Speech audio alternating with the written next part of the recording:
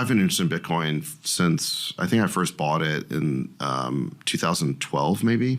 This is a huge day for crypto as Bitcoin rallies back over $100,000, as Ethereum reclaims $4,000, as altcoins continue to climb higher.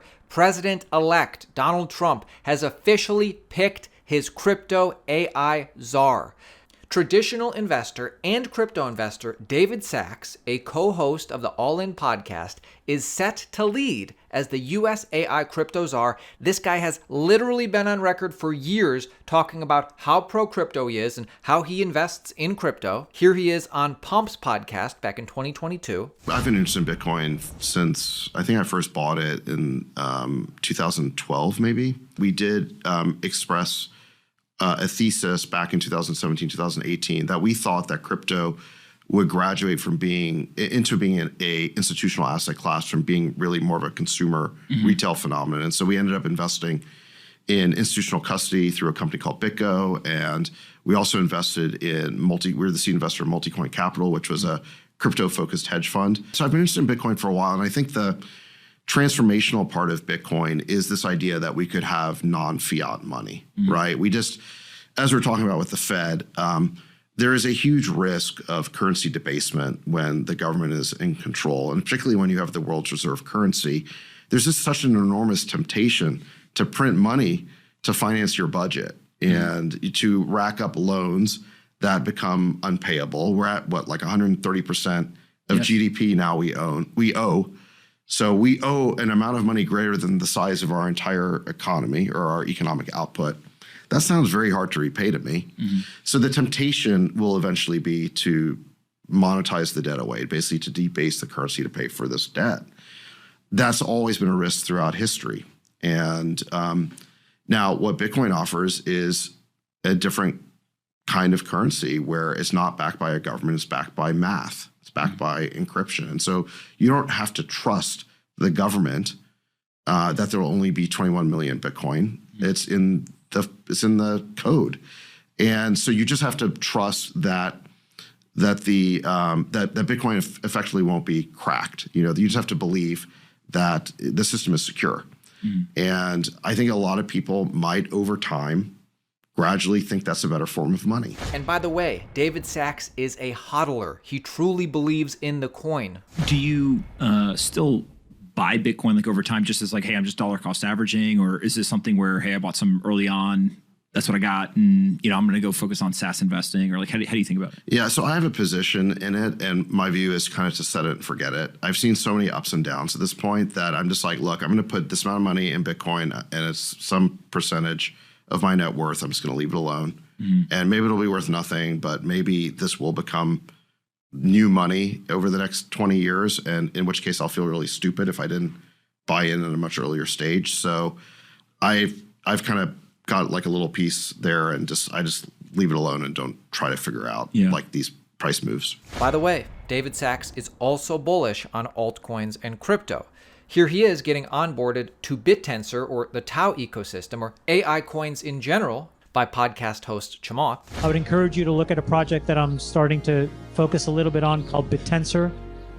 And I was like, what is this thing? And it's basically a thing where you go and solve technical problems and produce features that people need, and you get paid in this underlying currency. And you remember it was just yesterday that Donald Trump chose pro-crypto Paul Atkins to replace Gary Gensler as SEC chair.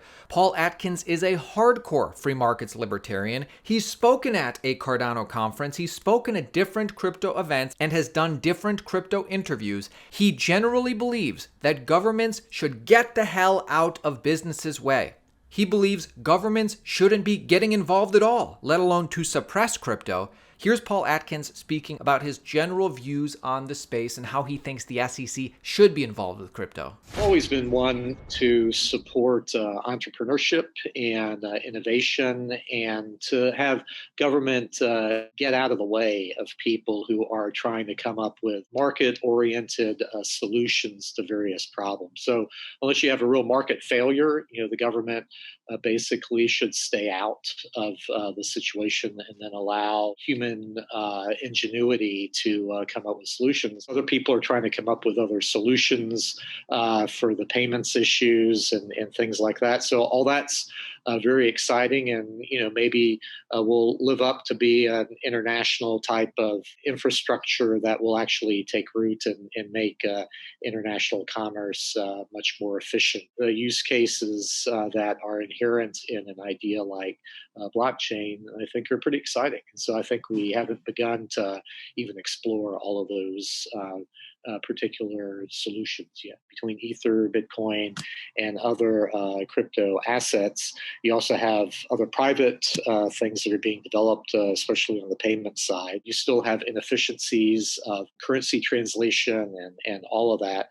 So that's the promise of a truly international type of cryptocurrency, and that would be developed independently of governments and for the libertarians' dream. It's going to come down to acceptance by individuals and overall, and how well those particular assets and the infrastructure around those assets can meet the needs of people in a frictionless, as seamlessly and frictionlessly as possible. It's just funny seeing people realize that if they scoffed at Bitcoin before, they messed up big time. And I've been a skeptic over the years because of some of the things that you just quoted Powell on in terms of its store of value. It's not a currency equivalent, right? It is a speculative asset. And we say be very, very careful. Be very careful. We don't have it in client assets right now. There are ways to play it through the exchanges, but certainly it's getting the attention, and we're getting lots of questions about it. 40% since the election, but 60% ARR for 15 years or 10 or 15 years. So, I mean, you've missed it. We have missed that. Yeah. We did miss the U.S. equity market, though, so we got that, which has been a strong performer over the last He's got that decade. going for him. And of course, others are gloating, as they should. We should not be afraid of Bitcoin. Remember y'all laughed at me when I first got my Bitcoin? Who's laughing now? Go look at my Bitcoin now. Y'all all mock me. You're taking your first 3 paychecks in Bitcoin. What's wrong with you? Now you wish you would have done it. And so I am happy. Bitcoin is on a direct path to hit $250,000 this cycle. At least that's what Metafied CEO is saying that their platform and their analysts are predicting. In fact, he even says that $250,000 Bitcoin this cycle is looking conservative now. I mean, listen to this. You tell me, do you think a $250,000 Bitcoin is a likely outcome this cycle? Listen to Frank explain his thesis, and then you comment your thoughts below, and I'll respond. See you tomorrow, my friends. Frank Spicer, he's Metafied's CEO. It's a predictive trading platform that actually sees Bitcoin getting to $250,000 by the end of next year. So a lot to unpack here this morning, but I want to start there with the lead, and that is David Sachs here being appointed this crypto and AI czar role here in the incoming Trump administration. Does that make you even more bullish on what the potential is here for Bitcoin over the next 12 to 13 months? Yes, it does. It signals a shift to being hospitable to crypto innovation, and in general, just the concept of its viability as an asset class. I think it's a full vote of confidence from the administration, something the founders in the industry have been looking forward to for a long time. And everybody I've talked to is super bullish, almost unanimously. I don't think I really got anybody that is saying that this doesn't mean great things for the industry. And I think, that 250 starts to maybe look a little conservative if a few things click for the industry here.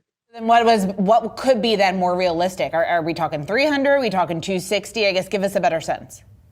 Yeah, you can see 275, 300 if the rest of the world begins to adopt it as a viable hedge against inflation and an alternate settlement mechanism. There's really no reason why the price floor needs to be there. There's only a few million circulating Bitcoin. If you look at the historical chart, there's 21 million that will be in circulation, but there's about 15 million that are locked up right now that don't really move. So there's a limited supply and a growing appetite from large ETFs and nation states to soak them up. So I think that means a competition for the remaining Bitcoin on the market, and that pushes prices up.